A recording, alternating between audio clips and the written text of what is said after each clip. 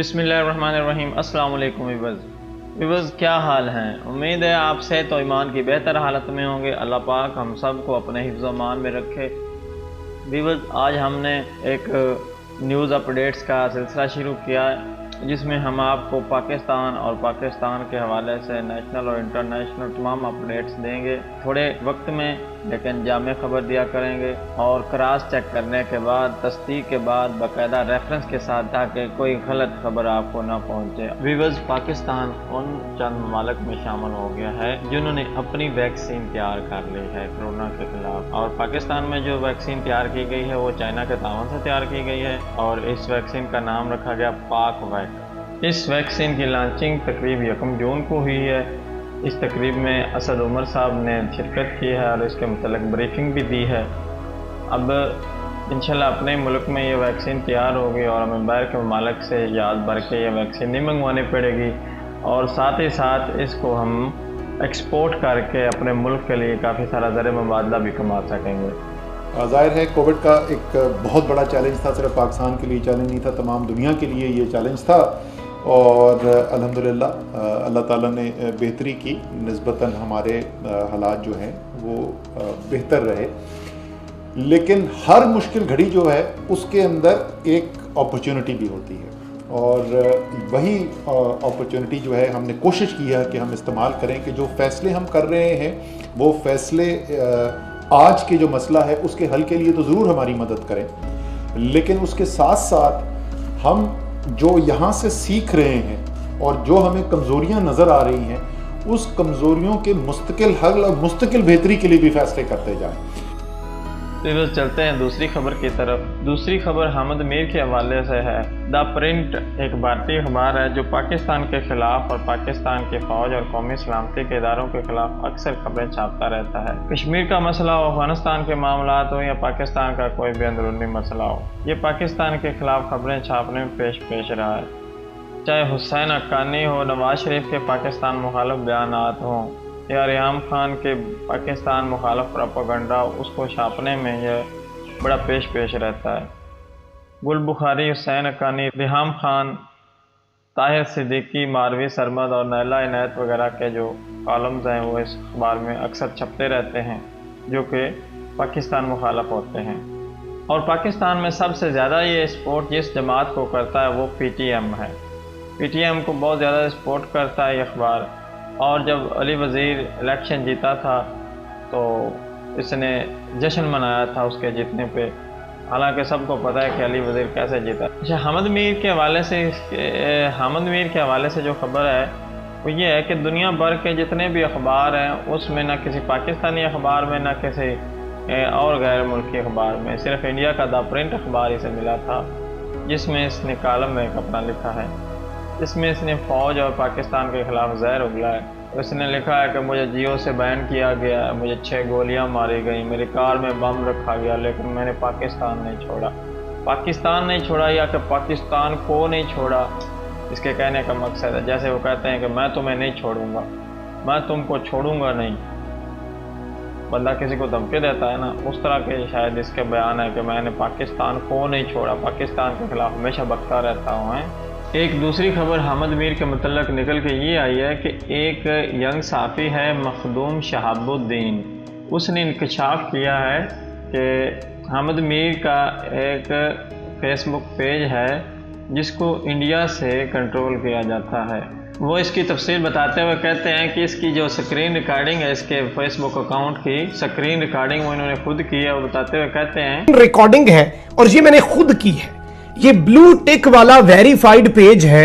حامد میر صاحب کا۔ اس سے پہلے وہ کہتے رہے ہیں کہ ان کا آفیشیل فیس بک پہ پیج نہیں ہے، کہ یہ حامد میر صاحب کا بلو ٹک والا ویریفائیڈ پیج ہے۔ اس سے پہلے حامد میر کہتا رہا ہے کہ اس کا فیس بک پہ آفیشیل پیج نہیں ہے۔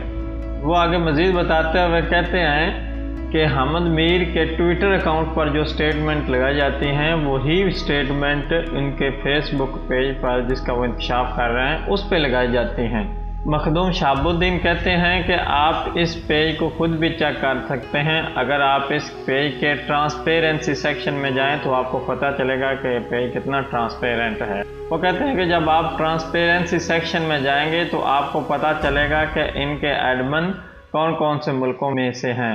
اور یہ آپ کسی بھی پیج سے متعلق اس بات کا پتہ لگا سکتے ہیں۔ وہ کہتے ہیں کہ آپ اس فیس بک پیج پہ دیکھ سکتے ہیں کہ ان کا اکاؤنٹ انڈیا سے مینیج ہو رہا ہے۔ اس کے بعد وہ کہتے ہیں کہ میں نہیں سمجھتا کہ کوئی دوسری رائے قائم ہو سکتی ہے،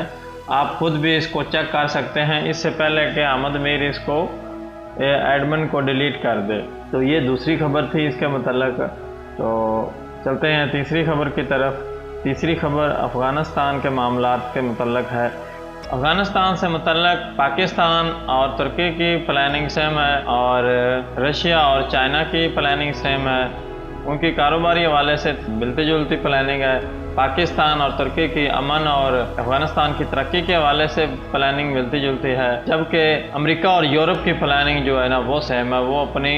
پاکستان اور ایشیا پر اپنی تھانے داری قائم رکھنے کے حوالے سے ان کی پلاننگ ہے، تاکہ وہ اس خطے کو ڈی اسٹیبلائز کرتے رہیں ہمیشہ سے اور اس خطے کی ترقی نہ ہو پائے۔ اچھا، اس حوالے سے انڈیا اور افغانستان کی پلاننگ یہ ہے کہ کچھ نہ کچھ ایسا ناکام فالس فلیگ آپریشن کیا جائے، کچھ نہ کچھ ایسا واقعہ رونما ہو کہ امریکہ افغانستان چھوڑنے کے بجائے ایک بھرپور طاقت کے ساتھ پھر امریکہ افغانستان میں واپس آ کے بیٹھ جائے۔ دوسری طرف پاکستان کا موقف یہ ہے کہ افغانستان کے تمام سٹیک ہولڈرز، جس میں افغان حکومت، بلکہ میں تو اس کو حکومت نہیں کہتا کیونکہ کابل کا میئر کہتا ہوں، کابل کا میئر جو ہے اشرف غنی ایک وہ سٹیک ہولڈر ہے، کیونکہ اس کی کابل سے آگے اس کی حکومت کی کوئی ریٹ نہیں ہے۔ افغانستان میں 50% سے جو زیادہ علاقہ ہے وہ طالبان کے قبضے میں ہے، اور کچھ پہ شمالی اتحاد قابض ہے، اور کابل جو ہے کابل کا میئر بنا ہوا ہے بس اشرف غنی، اور وہاں سے بس وہ اپنے آپ کو سمجھتا ہے کہ وہ امریکہ کا پریزیڈنٹ بن گیا ہے۔ اچھا، بہرحال پاکستان کا موقف یہ ہے کہ افغانستان کے تمام سٹیک ہولڈرز، جس میں شمالی اتحاد، افغان طالبان اور کابل کا میئر جو ہے، وہ تینوں ایک عبوری جو سیٹ اپ قائم ہونے جا رہا ہے افغانستان میں، گورنمنٹ عبوری حکومت کا، اس میں تمام سٹیک ہولڈرز اس میں حصہ لیں، گورنمنٹ کا حصہ بنے، شمالی اتحاد بھی اور افغان طالبان بھی اور کابل کا جو میئر گروپ ہے وہ بھی۔ اس کے لیے پہلے پاکستان نے امریکہ کو راضی کیا، اس کے بعد افغانستان کو راضی کیا، جس میں جنرل باجوہ صاحب اور DGISI 10 مئی کو افغانستان گئے تھے، اور ان کو اس بات پہ قائل کیا ہے افغان میئر کو، اشرف غنی کو اور افغان میئر گروپ کو، کہ وہ اگر اپنے افغانستان میں دیر پا امن رکھنا چاہتے ہیں تو وہ باقی سٹیک ہولڈرز کو اس گورنمنٹ کا حصہ بنائیں۔ اس کے بعد افغان طالبان کو راضی کیا ہے اور شمالی اتحاد کو بھی راضی کیا ہے، تو اس پہ وہ رضامند ہوئے ہیں۔ تو اس حوالے سے افغان طالبان بھی مان گئے ہیں، شمالی اتحاد بھی مان گیا، افغان گورنمنٹ بھی مان گئی ہے۔ اب آتے ہیں امریکہ کی طرف۔ امریکہ افغانستان سے تو نکلنا چاہتا ہے، لیکن خطے میں اپنی ایگزسٹنس رکھنا چاہتا ہے۔ وہ چاہتا ہے کہ افغانستان کے ہمسایہ ممالک، جس میں پاکستان، تاجکستان اور ازبکستان کے جو ممالک ہیں، وہ اپنے فوجی اڈے دے دیں، فضائی حدود استعمال کرنے دیں، تاکہ افغانستان پہ ان کا اسی طرح دبدبا رہے، اسی طرح وہ قتل و غارت کرتے رہیں، اپنے فضائی حملوں سے بے گناہ افغانیوں کو مارتے رہیں طالبان کے نام پہ۔ ٹھیک ہے جی، تو اس کے لیے اس نے پاکستان سے فضائی حدود، پاکستان کی فضائی حدود اور اڈے، فوجی اڈے استعمال کرنے کے لیے اجازت مانگی ہے، جس پر پاکستان نے انہیں صاف صاف انکار کر دیا ہے، جس کی پاکستان کو مختلف ممالک کی سپورٹ بھی حاصل ہے، جس میں ایران اور ترکی غیر مشروط طور پر شامل ہیں۔ روس اور چائنا بھی اس میں پاکستان کو بھرپور سپورٹ کر رہا ہے، اور ظاہر ہے اللہ پاک تو ہماری مدد کر ہی رہا ہے۔ تو اب رہ جاتا ہے تاجکستان اور ازبکستان۔ تاجکستان کی جو حدود ہیں وہ چائنا کے ساتھ ملتی ہیں، تو چائنا بالکل نہیں چاہتا کہ جو امریکہ ہے وہ بالکل اس کے بارڈر پہ آ کے بیٹھ جائے۔ اور رہ جاتا ہے ازبکستان۔ ازبکستان کی حدود افغانستان سے ملتی ہیں، تو چائنا اور روس نے تاجکستان اور ازبکستان کو منع کیا ہے کہ وہ اپنے فوجی اڈے اور فضائی حدود امریکہ کو استعمال کرنے کے لیے قطع نہ دے، اور مستقبل قریب میں امریکہ کے لیے یہاں اس خطے میں رہنا مشکل ہو جائے گا، کیونکہ جب یہ ون بیلٹ ون روڈ مکمل طور پر فنکشنل ہو جائے گا، سی پیک فنکشنل ہو جائے گا، تو امریکہ کو اپنے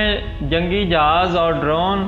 اڑانے مشکل ہو جائیں گے، بم پھینکنا مشکل ہو جائے گا اس علاقے میں، کیونکہ جب روس، چائنا اور دوسرے جو اس خطے کے ممالک ہیں، جب وہ سی پیک کے ذریعے اپنی ٹریڈ کریں گے تو وہ نہیں چاہیں گے کہ امریکہ کے جہاز اور ڈرون اس پر منڈلاتے پھریں اور وہ ہمیشہ کے لیے خطرہ بنا رہے اس علاقے کے لیے، اس کے خطے کے لیے، ٹریڈ کے لیے۔ تو یہ خبر ہے، آپ کو ایڈوانس میں خبر دے رہا ہوں کہ مستقبل میں، فیوچر میں، مستقبل قریب میں رشیا کا جو S-400 ایک ڈیفنس سسٹم ہے، دنیا کا بہترین ڈیفنس سسٹم ہے، وہ گوادر پہ انسٹال ہونے جا رہا ہے، کیونکہ گوادر کی سیکیورٹی بہت ضروری ہے ان ممالک کی ٹریڈ کے لیے، وہ سب سے اہم ہے۔ رشیا اور چائنا چاہیں گے کہ S-400 یہاں پہ تعینات کیا جائے، جو کہ دنیا کا بہترین ڈیفنس سسٹم ہے اب تک کا، اور اس کے بعد ہو سکتا ہے جو ان کا اپڈیٹڈ ورژن ہے روس کا S-500 وہ بھی یہاں پہ انسٹال ہو، یا S-400 انسٹال ہوگا یا S-500 انسٹال ہوگا۔ تو امریکہ کے لیے مزید اس خطے میں رہنا مشکل ہے، اس کے لیے بہتر یہی ہے کہ وہ یہاں سے نکل جائے۔ تو لگ یہی رہا ہے کہ تاجکستان اور ازبکستان بھی اپنے فوجی اڈے اور فضائی حدود امریکہ کو استعمال کرنے کے لیے کبھی نہیں دیں گے۔ اور اس سال روس کے پریزیڈنٹ پوٹن کا دورہ پاکستان بھی متوقع ہے، جو تاریخ میں پہلی بار ہوگا کہ صدر جو روسیا کا جو کوئی بھی پریزیڈنٹ ہے وہ پاکستان کا دورہ کرے گا، بڑا اہم دورہ ہے۔ اور اسی سال چائنا کے پریزیڈنٹ کا بھی دورہ متوقع ہے، جو پہلے شیڈول تھا لیکن کووڈ-19 کی وجہ سے ملتوی ہو گیا تھا، جو اس سال متوقع ہے۔ اور دونوں اہم دورے ہوں گے دونوں صدور کے، اس سے پورے یورپ کو، امریکہ کو اور پوری دنیا کو ایک مثبت اور طاقتور پیغام جائے گا کہ پاکستان 9/11 کے بعد والا پاکستان نہیں رہا، ایک مضبوط پاکستان ہے، وہ 2.5 سال پہلے والا نواز شریف والا پیپلز پارٹی والا وہ پاکستان نہیں ہے، اب بڑا مضبوط پاکستان ہے۔ یہ اس حوالے سے بڑی اہم پیش رفت ہے۔ تو یہ تھی اب تک کی ڈیولپمنٹس، اب تک کی نیوز اپڈیٹس پاکستان کے حوالے سے اور انٹرنیشنل حوالے سے۔ تو مزید اپڈیٹ سے ہم آپ کو آگاہ کرتے رہیں گے، تب تک کے لیے ہمیں اجازت دیجیے، اللہ حافظ۔